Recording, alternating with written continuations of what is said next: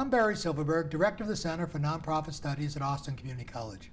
Welcome to Civil Society, where we explore issues affecting our communal well-being through a nonprofit lens. We're a proud partner of ACCTV. My guest today is Cookie Ruiz, Executive Director of Ballet Austin for the past 24 years. She's known throughout Austin and beyond as a top-notch nonprofit professional leader. Overall, Cookie has more than 32 years of experience in the areas of strategic planning, organizational development, and nonprofit fundraising and management. Among her many achievements and recognitions, Cookie is a 2016 Austin Arts Hall of Fame inductee and has been highlighted in the Austin Business Journal's Profiles of Power. She is a certified fundraising executive whose commitment and passion for the arts drives her to be one of the active leaders in our cities, our states, and our national arts organizations.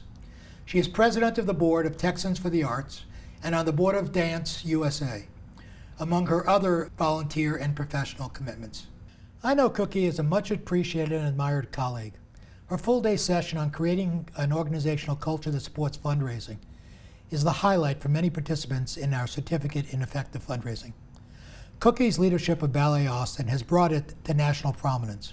Quoting its mission, Ballet Austin involves and strengthens the community through the creation and experience of dance and the encouragement of health and well-being. Cookie, welcome. Yeah, good to be here today. It's great to have you here. So, how do you carry out that rather lofty mission? Well, what do you actually do? First, if you allow me, thank you for the kind words. So I thank you for that. My pleasure. Well deserved. Our mission has actually just been revised, and it started through a process that started with the artists and members of our team, and then kind of rose all the way up through the organization. Mm-hmm.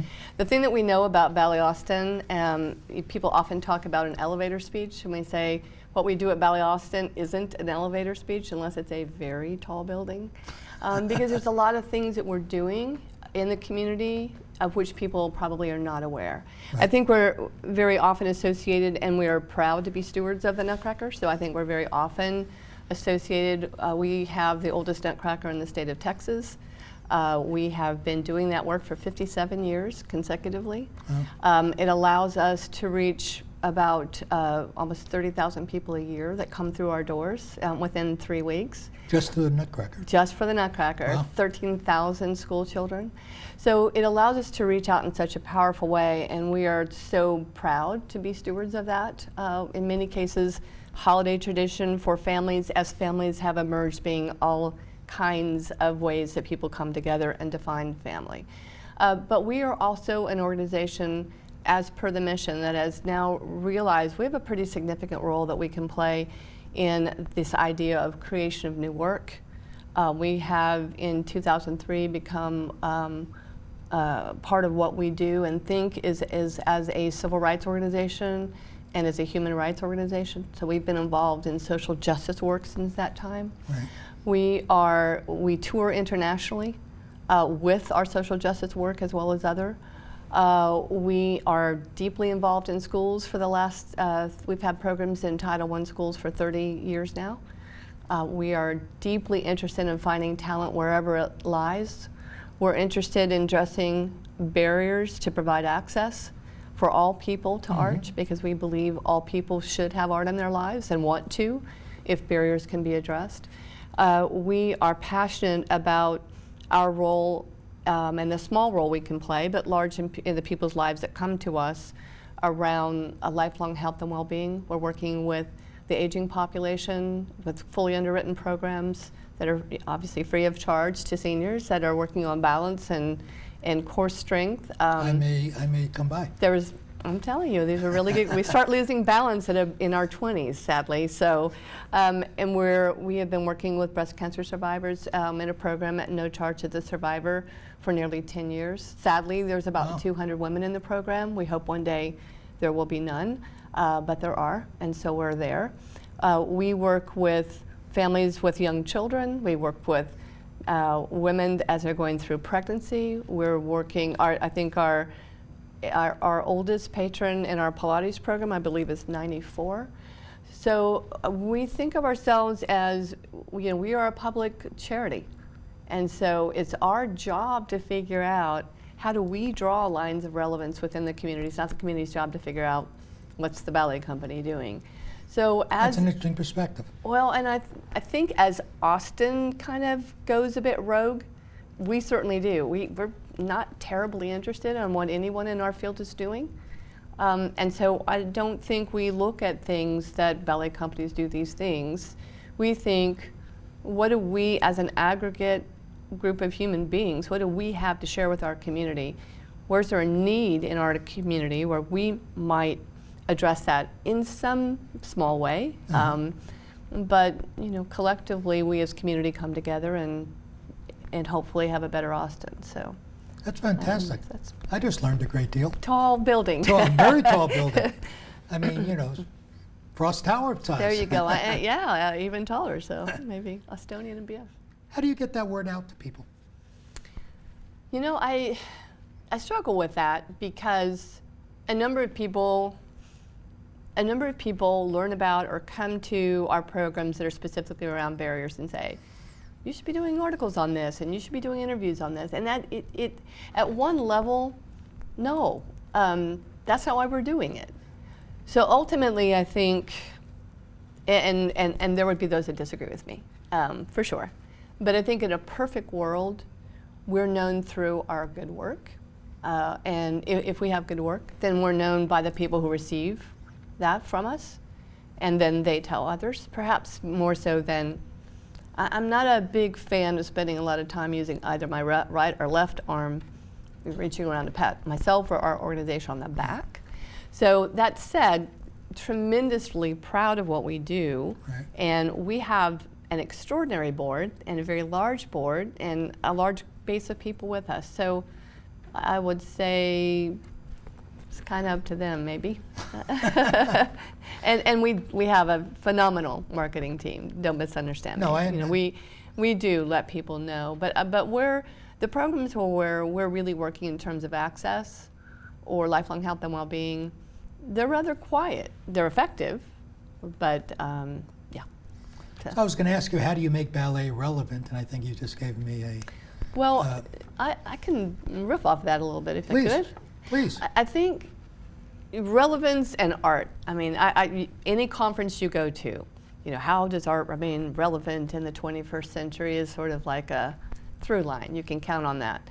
And there's been so much time spent on this idea of relevance, and having had a lot of conference travel and a lot of opportunity to think about it, I'm pretty convinced personally that relevance at some level within an arts organization, I'll use art and I'll use ballet, what could be perceived as, what could be perceived as maybe an elite art form, right, or not welcoming to others. So years ago, probably 20 years ago, I was talking about barriers, and a colleague whom I respect said, okay, you're going to move into an area where you have more access and you're going to be on a bus line. Great. That's great. Those are great barriers. How far will you go? And I pondered that for a minute because I thought, wow. And I realized I'd never really thought about that. How far will we go in addressing barriers that might be preventing people that wanted to participate from that participation? And the answer has to be as far as is needed, right? As far as the community needs. And what's happened is our community's changing, and those needs are changing. And so what we addressed years ago isn't enough. So I think relevance has everything to do with addressing barriers, because when we address the barriers to trial, people come. So our audience, we've done a lot of work with the Wallace Foundation. We've been very fortunate to be part of a 4-year study with 25 pretty significant arts organizations across the country, operas and symphonies and theaters, and only 3 dance companies out of the 25. And in that, there was a lot of qualitative and quantitative research. And ultimately, we, having amassed so much information, it is really very surprising to find out that when we started this process with the Wallace Foundation 4 years ago, Ballet Austin had one of the youngest, if not the youngest, of the 25. So one of the youngest audiences in America. And at that time, the average age of our audience member was 51 years old.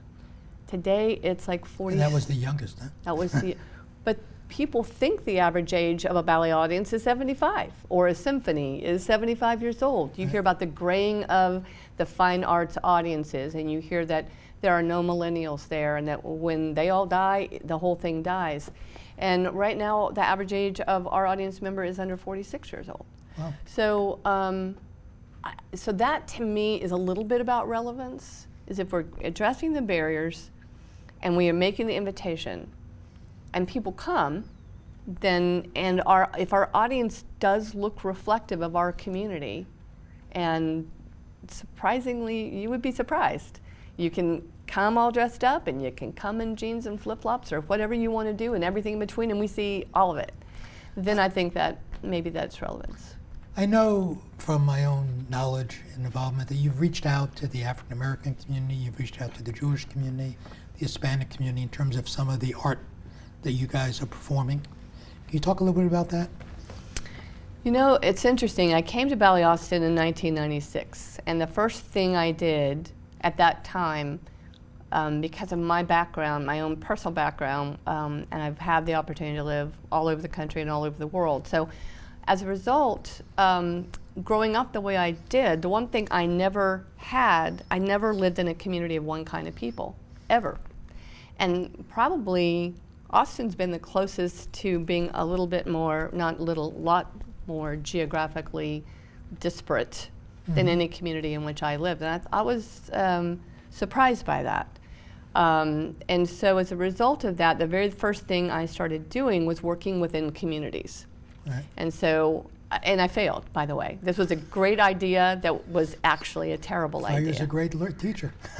Indeed. But I spent years developing communities within communities, and inadvertently, I ended up with, in my audience, with visual segregation. There were these people, and there were those people, and there were the other people. But that wasn't the goal. The goal was to welcome people inside of our organization as a community and have them populate that community.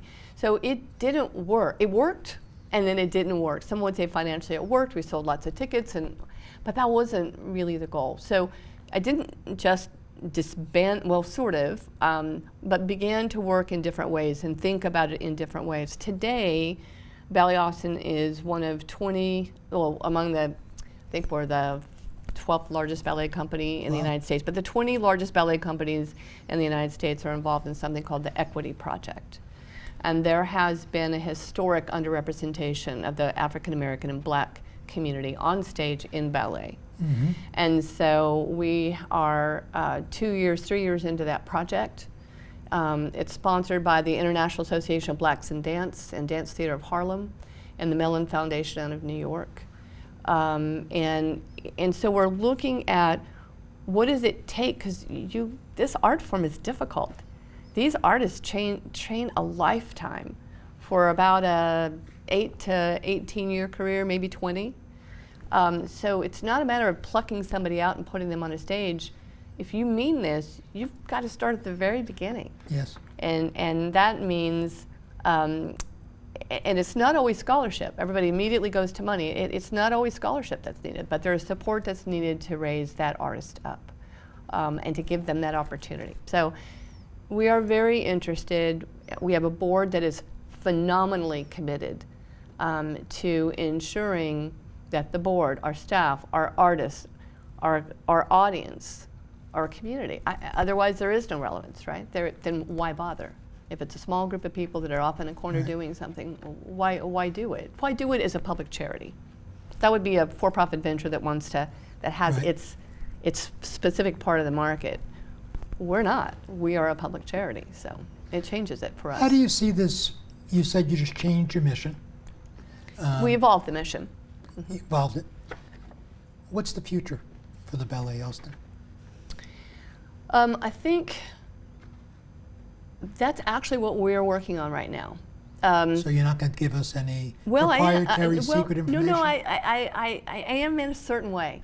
And I'm going to say that about 2 years ago, we realized We came to Ballet Austin and we were all by ourselves when we brought our building, and we decided after 50 years we were going to try to get a little closer to downtown. So we were sort of 4 or 5 blocks west of anything cool, all by ourselves in what used to be the warehouse district. I remember well. And so we were finally able to get property and hang on to it and try to raise the money for that and develop that project. So ultimately, there we were, over there by ourselves, and today across the alley is the Google building. At the end of my building is a Facebook building. And We're pathfinders.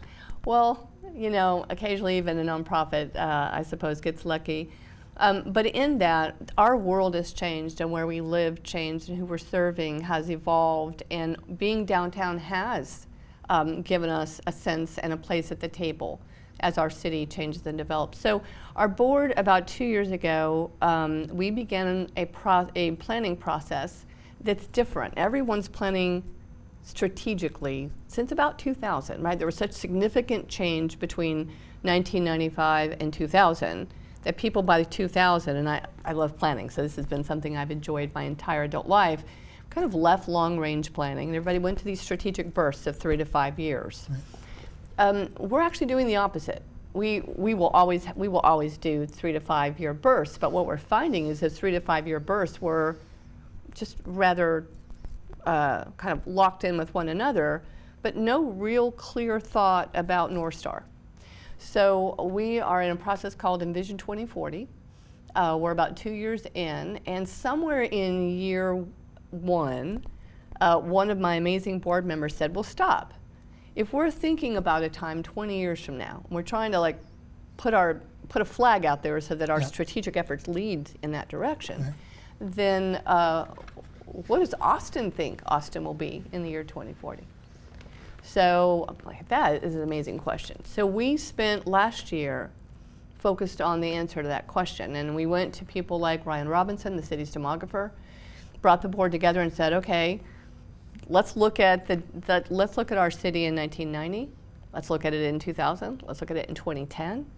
And when one takes time to do that, looking at even just heat maps of distribution of population, it's stunning what we're seeing. And so now, I'm a little bit of a demographic and data nerd, so I can hardly wait for the 2010 census to come out. But what we are learning and what we're seeing, we also work with Institute for the Future, IFTF, which is really interesting. Futurists it's dark. It's really dark. It's not Jetson backpack and we all fly around in our backpacks. It's our jetpacks. But we did really deep study and said, okay, so if this is where Austin's going, we stand an opportunity. We've got a lot of wealth coming our way, but we have real growing poverty. We have a missing middle. Mm-hmm. We have young families in some ways being gentrified outside of our tax base. We have a school district that's closing 10 schools.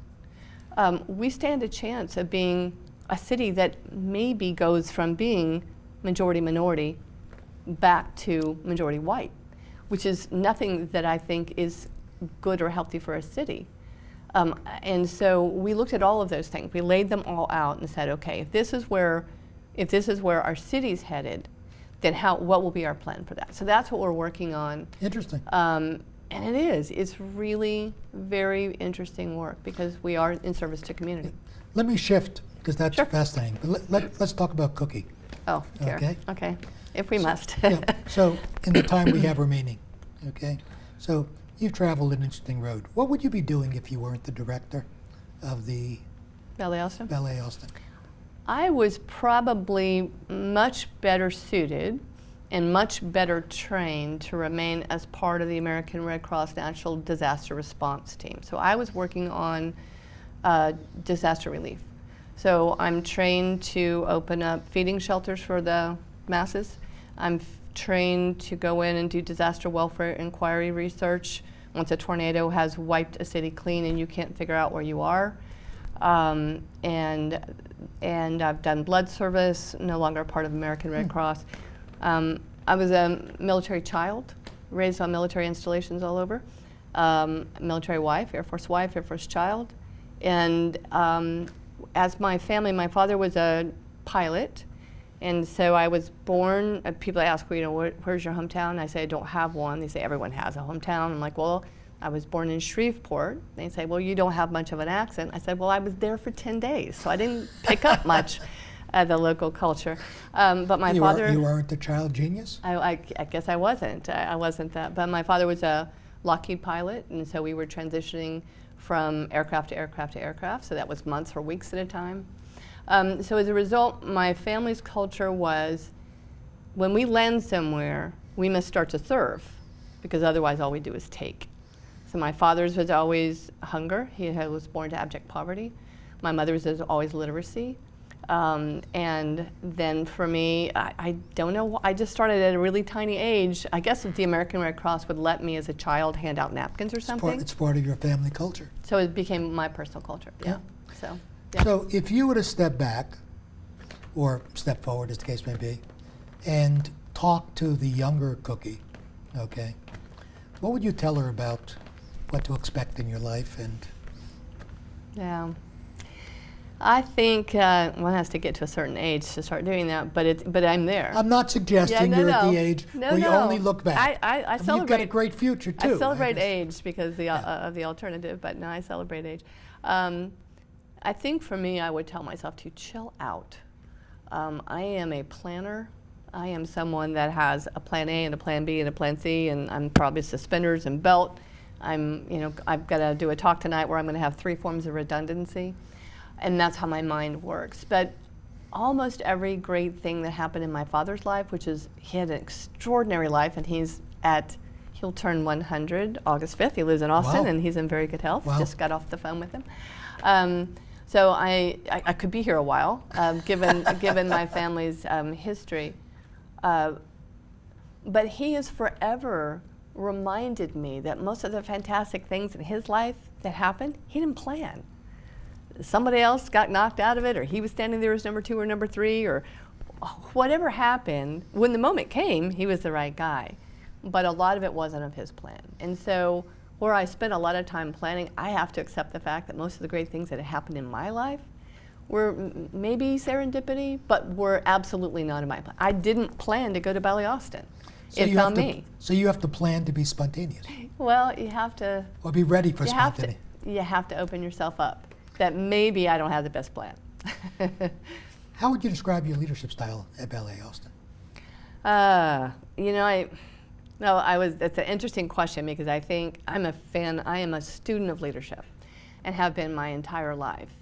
And I hope I'm someone that leads by example.